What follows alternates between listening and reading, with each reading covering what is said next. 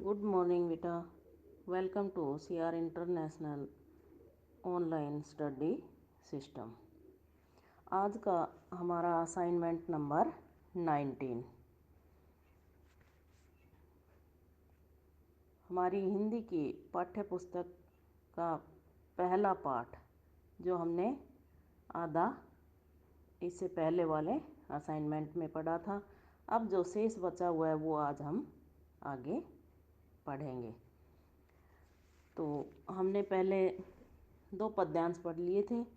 अब तीसरा पद्यांश है, पुष्प पुष्प से तंद्रालस लाल सा खींच लूँगा मैं, अपने नव जीवन का अमृत से हर्ष सींच दूँगा मैं, द्वार दिखा दूँगा फिर उनको, है मेरे वे जहाँ अनंत, अभी न होगा मेरा अंत। अब यहाँ कवि क्या कहता है इन पंक्तियों में कवि कहता है कि उसके जीवन में आशा एवं उत्साह का संचार हुआ है, यानी उनके जीवन में अभी जोश उत्पन्न हुआ है।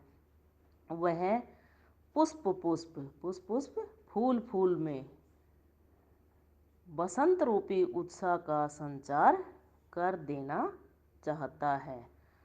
पुष्प यदि सोए हुए हैं, कवि क्या कहता है कि यदि फूल सोए हुए हैं तो उनके आलस्य को दूर करके उनमें आशा रूपी अमृत का संचार कर देगा, अर्थात उस आलस्य को दूर कर देगा और उसमें अमृत रूपी आशा रूपी अमृत का संचार कर देगा।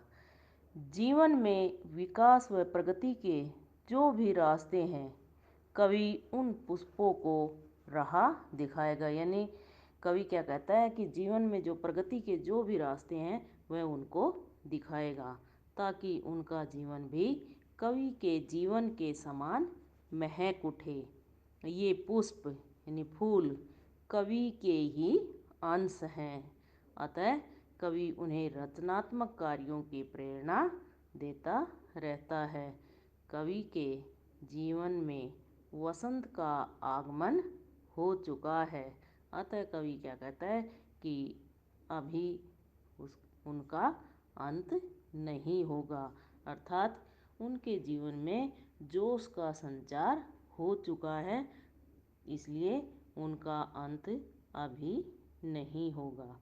तो बेटा ये आज हमारी कविता कंप्लीट हो गई है और अभी इसके नीचे प्रश्न उत्तर लिखे हुए हैं। पहला प्रश्न है, कवि को ऐसा विश्वास क्यों है कि उसका अंत अभी नहीं होगा। तो उत्तर लिखना है, कवि को ऐसा विश्वास इसलिए है क्योंकि अभी उसके मन में नया जोश व उमंग है, अभी उसे काफ़ी नए कार्य करने हैं। वह युवा पीढ़ी को आलस्य की दशा से उबारना चाहते हैं, यानी युवा पीढ़ी का आलस्य दूर करना चाहते हैं।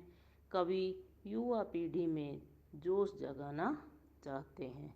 दूसरा प्रश्न है, फूलों को अनंत तक विकसित करने के लिए कवि कौन कौन सा प्रयास करता है।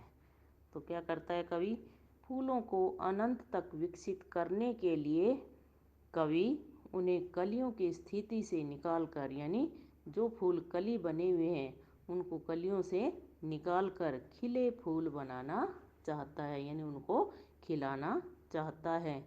कवि का मानना है कि उसके जीवन में वसंत आया हुआ है, इसलिए वह कलियों को हाथों के स्पर्श से खिला देगा। यानी कवि क्या मानता है कि कवि के जीवन में वसंत आया हुआ है, इसलिए वह अपने हाथों को फेरकर उनको फूल बना देगा। वह फूलों के आलस्य को हटाकर उन्हें चुस्त व जागरूक करना चाहता है। अब होमवर्क में क्या करना है कि ये व्याख्या और प्रश्न उत्तर अपनी फेयर नोटबुक में लिखने व याद करने हैं। Thank you.